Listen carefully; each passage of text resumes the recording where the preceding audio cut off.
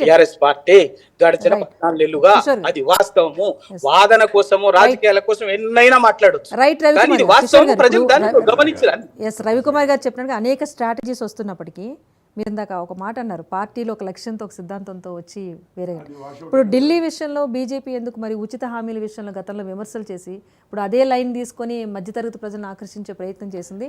ఆ కొద్ది పర్సంటేజ్ను కూడా పొంది ఇప్పుడు మనం అధికార పీఠానికి కైసం చేసుకుని సో అదేమైనా అడాప్ట్ చేసుకున్నారా? లాడ్లీ బెహనా యోజన అని చెప్పి మహారాష్ట్రలో అంతకుముందు ఎప్పటి నుంచో మధ్యప్రదేశ్లో ఉన్న స్కీమే తీసుకొచ్చి మహారాష్ట్రలో ఈరోజు ఢిల్లీలో మాట్లాడినా కానీ ఈరోజు కొత్తగా తెచ్చిందేమీ కాదు. ఒక్క విషయం. రెండో విషయము, రవికుమార్ గారు యాజ్ ఎ బీఆర్ఎస్ రిప్రజెంటేటివ్గా తప్పనిసరిగా మాట్లాడతారు. ఆయన మాట్లాడింది ఇప్పటికి బాగా సతాయించారు ఢిల్లీని అని. మీకు అప్పుడు గుర్తుందా? మీకు తెలంగాణలో కూడా మోడీ గో బ్యాక్, ఏది రామగుండం ఫర్టిలైజర్ ఫ్యాక్టరీకి ఇనాగ్రేషన్కి వస్తుంటే మోడీ గో బ్యాక్. ఎందుకంటే నువ్వు తెలంగాణకి ఏం తెచ్చినావు, తెలంగాణని ఎంత తీసుకుపోయినావు, ఆ దరిద్రపు రాష్ట్రాలు ఏదేదో ఇట్లాంటి మరీ దారుణమైన పదజాలం కేటీఆర్ గారు వాడారు. బీహార్, ఉత్తరప్రదేశ్లని మెన్షన్ చేస్తూ అట్లాంటి వాటికి ఇక్కడి నుంచి డబ్బులు తీసుకెళ్తున్నావు. ఇవన్నీ చెప్పినా తెలంగాణకి ఏమి ఇవ్వలేదని చెప్పిన మన దగ్గర రోడ్లు, రైల్వేలు, ఫర్టిలైజర్ ఫ్యాక్టరీ కానివ్వండి, రామగుండంలో విద్యుత్ కేంద్రాలే కానివ్వండి, లేకపోతే MMTS 2A కానివ్వండి, మన రాష్ట్రం పైసా ఇవ్వకపోయినా పూర్తిగా పెట్టి చేయడమే కానివ్వండి, చెర్లపల్లి రైల్వే ఇదే కానివ్వండి, ఇవన్నీ జనాలకి ఏం జరుగుతుందో కల్లారా చూసి ఆఖరికి వీరు ఏం చెప్పినా నమ్మకుండా సున్నా ఇచ్చారు. ఒకప్పుడు మీకు కేజ్రీవాల్ గారు నాది ఒక నిర్ణయం తప్పైంది, నన్ను క్షమించండి అని ప్రజల దగ్గరికి పోయినప్పుడు మీరు అన్నారు. ఆ సమయంలోనేనండి మొత్తం కాంగ్రెస్ ఓటు కూడా కేజ్రీవాల్ గారికి షిఫ్ట్ అయిపోయింది. దాదాపు 50% ఎగబాకారు ఓట్ల శాతంలో, అంటే దాదాపు రైట్. దాని తర్వాత కూడా పెరిగింది. ఎప్పుడైతే అతను వినమ్రంగా నేను ఒక IRS ఆఫీసర్ని, నాకే ఇప్పుడు కేసీఆర్ గారు కూడా 80,000 పుస్తకాలు చదివిన వారు, ఇక వారే నేను చేయలేక ఏదో కేంద్రం నన్ను చేయనీయట్లేదనో, కేంద్రం అన్యాయం చేస్తే నేను మునిగిపోయానో మాట్లాడితే అసలు నువ్వు చెప్పి వచ్చింది ఏంటి?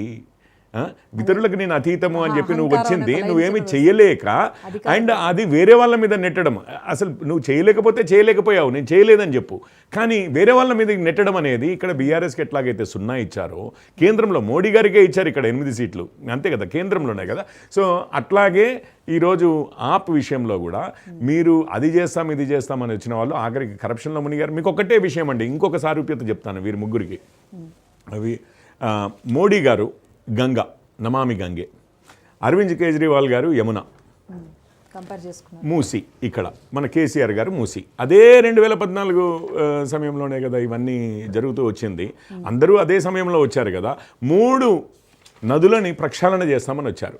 మోడీ గారు ఎన్నో రాష్ట్రాల ద్వారా 1000 కిలోమీటర్లు ఉన్న ఇదైతే గంగా నది అయితే, వీరు యమున ఆ ఢిల్లీ ప్రాంతంలో, వీరు ఇక్కడనేమో మూసి 20 కిలోమీటర్లు ఉన్న మూసి. అంటే దాని తర్వాత పెద్దగా ఒకసారి హైదరాబాద్ దాటిన తర్వాత దాంట్లో పెద్దగా కలుషితం అయ్యేది ఏముండదు. అక్కడికి పోయేసరిగా పూర్తిగా కలుషితమైన నీరు ఈ 20-25 కిలోమీటర్లు మాత్రమే. ఈ మూడిట్లలో వీరు చేసిందే తార్కాణం అండి. అసలు వీరి పాలనకు, వీరి ఫోకస్కి, అసలు ప్రయారిటీస్కి అన్నిటికీ కూడా వారికి ఏది ఇంపార్టెంట్ కాదు అనేది. ఇప్పుడు మూసి ఒకవైపు ప్రవహిస్తుండగా అటు లిక్కర్ విషయంలో ఏ విధంగా వీరిద్దరూ కలిసి ఇది చేశారు. అందుకని ఈరోజు ఆప్ ఓడిపోతుంటే ఆప్ది కూడా ఓటమి కాదు ఇది మళ్ళీ ఇంకొక కారణం ఎతకాలి. అదేంటి అంటే కాంగ్రెసో ఇంకొకటో అసలు ఎవరిది ఓటమి కాదు, బీజేపీది గెలుపు కాదు అని చెప్పి వారు ఆప్ తరఫున మాట్లాడటము అది అర్థమవుతూనే ఉంది కదా. ఆ సారూప్యతలు చాలా ఉన్నాయి. ఓట్ షేరింగ్ చూసి మాట్లాడుతున్నారు, అది ఎలాగో అనాలిసిస్లో తెలుస్తుంది కదా.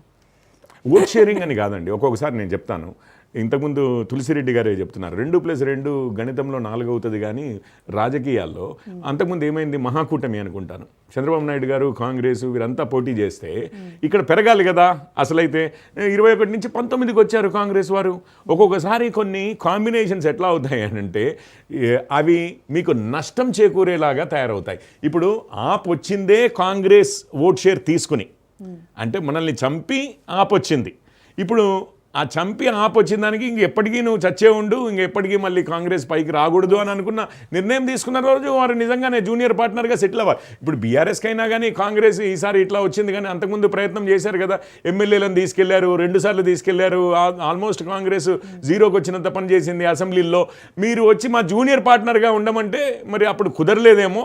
ఈసారి ఎంపీ ఎలక్షన్స్కి వచ్చేసరికి మేమే జూనియర్ పార్ట్నర్స్గా ఉంటామన్నా కానీ వారు అది గుర్తుపెట్టుకుని వీరిని రానియలేదో ఏదో జరిగినట్లుంది, లేకపోతే సీట్ల దగ్గర గొడవ జరిగినట్లుంది.